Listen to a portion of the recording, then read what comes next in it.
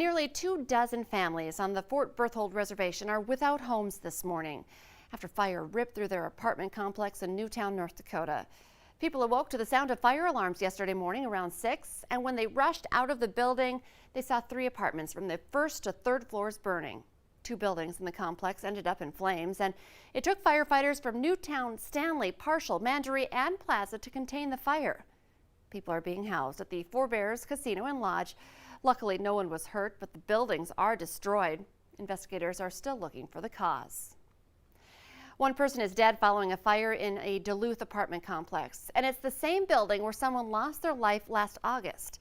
Fire crews found flames in the bedroom of that first floor unit yesterday afternoon on the city's east side. Firefighters found the victim's body when they searched the apartment, and they also rescued a dog that was in that unit. There's no word yet on a cause of the fire. Firefighters are now saying that fire that's been burning out near Medora, North Dakota in western North Dakota is 85% contained. The North Dakota Forest Service says initial reports estimated the fire to be much larger than it was, but is now being measured at about 2,300 acres. Firefighters are having difficulties with the rugged terrain. Fatigue is also a problem. They've been working on that fire since last Thursday. A former Hennepin County Chief Public Defender is scheduled to take the stand today in the Derek Chauvin murder trial. And we're likely to hear testimony involving everything from use of force to cause of death. It comes after a week of emotional testimony from witnesses who watched as Chauvin kept his knee on George Floyd's neck, and from 2 high-ranking Minneapolis police officials who denounced Chauvin's actions. We could also hear in coming days from the commander in charge of the Minneapolis PD's training unit, a use of force expert, state BCA agents, and medical experts, including the Hennepin County Chief Medical Examiner who did the autopsy on George Floyd and ruled it a homicide. The official cause of death was cardiopulmonary arrest from restraint and neck compression. Judge Peter Cahill says the trial is running slightly ahead of schedule and is expected to last about 3 more weeks.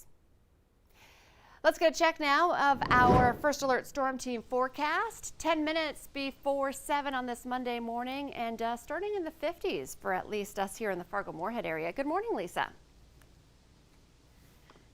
Good morning. Yeah, very mild out there for some of us, at least. It is a warm start, and skies are clear as we're looking off to the east in Fargo at the Luther Family Ford Skycam, getting ready for that sun to come up. And by the way, it is rising before 7 a.m. now, so gaining daylight here as we continue on into April. Now, we do have some warm temperatures ahead for today for a lot of folks, and the potential for rain this week as well. So some good news on a couple of fronts here. Here's a look at our current conditions. It's 52 in Fargo, but check out Grand Forks, more than 20 degrees cooler there at 31. So there's a range of numbers here in the valley. We've got some 40s in Detroit Lakes and Thief River Falls.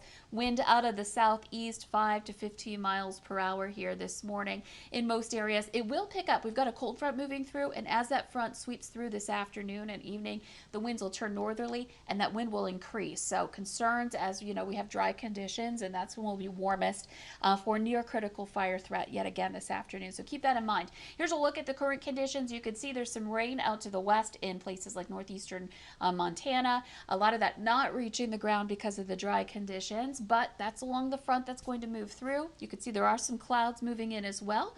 So not completely sunny out there today. It's going to be variable. Times will be the partly cloudy side, and other times we'll see some areas of mostly cloudy skies. And so as you're heading back to work here today, as the kids are heading back to school, not bad out at the bus stop. Of course, it depends on where you are. It's a little chillier in some spots, but as we head into the afternoon, some 60s in the north and upper 50s to low 60s in the northwest. In the south, in places like Fargo and south and east, will be more into those 70s.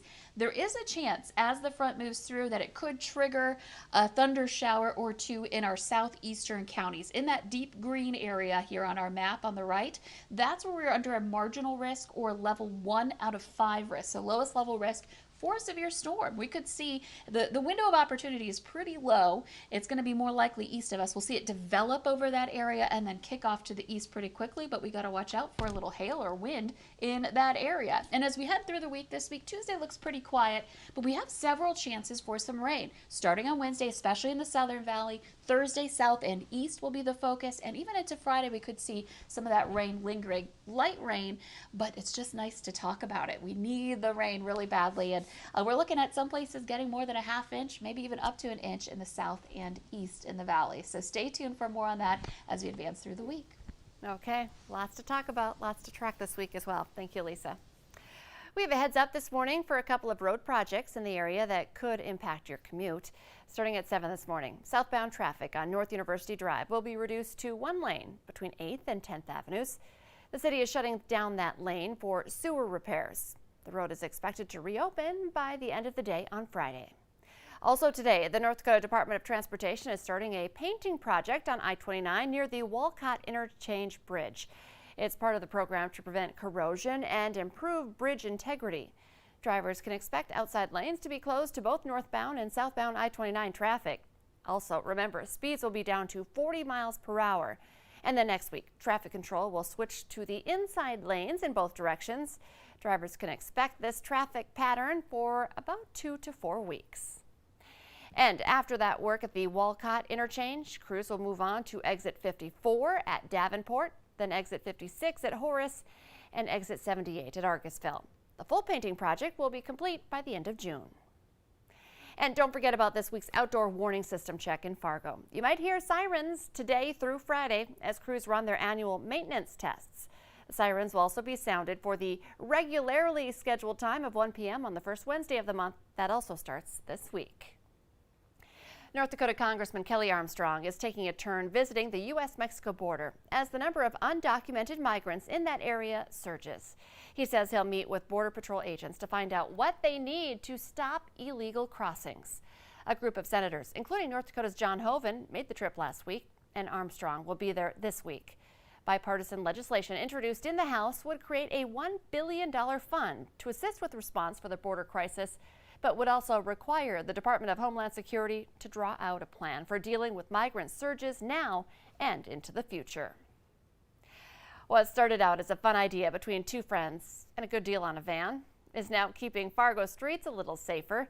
Two former NDSU students created a rideshare service called Boozy Bus to help keep drunk drivers off the roads. Since the fall, they've given more than 5,000 rides.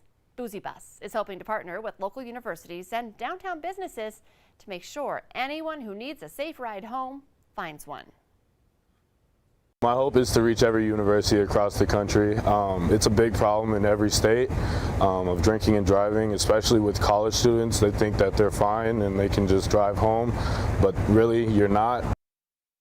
Boozy Bus costs between $2 and $5 a person. To learn more about how you can book a ride, download the VNL News app or find this story at valleynewslive.com.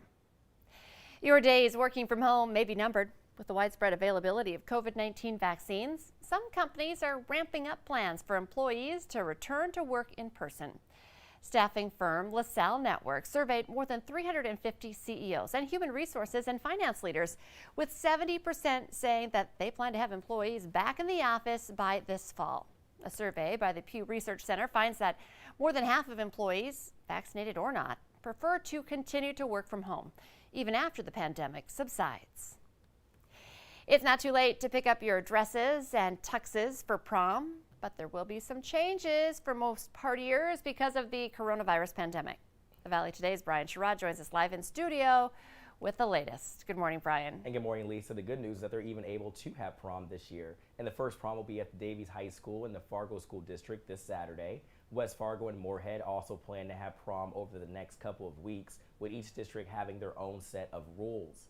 Now, at Fargo's Grand March events, each couple will be given 4 spectator tickets. The gym will fill at 50% capacity. West Fargo will have a Grand March, dance, and post-prom party. And each single will receive 2 tickets, and underclassmen 1. Now, Moorhead will not be able to host a dance as part of prom because of the state's restrictive rules. The number of attendees allowed at indoor events is lowered as well. And all of these prom events are requiring wearing masks. Now, all these can be seen at our website at valleynewslive.com. And as possible changes come in, we will update you with the latest. And of course, we know that's possible. Lots of changes all the time when it comes to the pandemic. Thank you, Brian. Brian Sherrod reporting live in studio. Thank you. Fargo's mask mandate expired late last month, but Fargo Public Schools are continuing to require students and staff to wear masks to continue slowing the spread of coronavirus. School officials say they are following guidance from Fargo Cast Public Health. Surgical cloth and N95 masks are acceptable, but bandanas, neck gaiters, and masks with valves are not approved in Fargo schools. Staff at the International Peace Gardens are asking for your input to help plan a safe opening this season by having people fill out their annual tourism survey. It's online and it only takes about 3 minutes to complete. Staff say they're looking for ways to offer visitors a safe experience, to partner with local communities and create road trip destinations.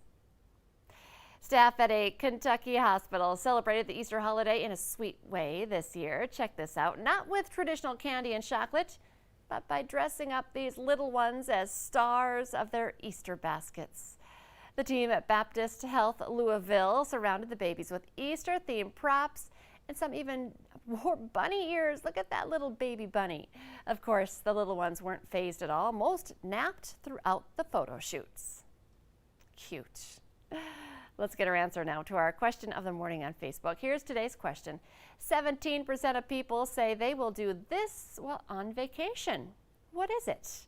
There were a lot of guesses that had to do with pets and puppies, and that's the answer: buy a souvenir for their pet. Remember, you can play along every weekday morning by going to our Valley News Live Facebook page.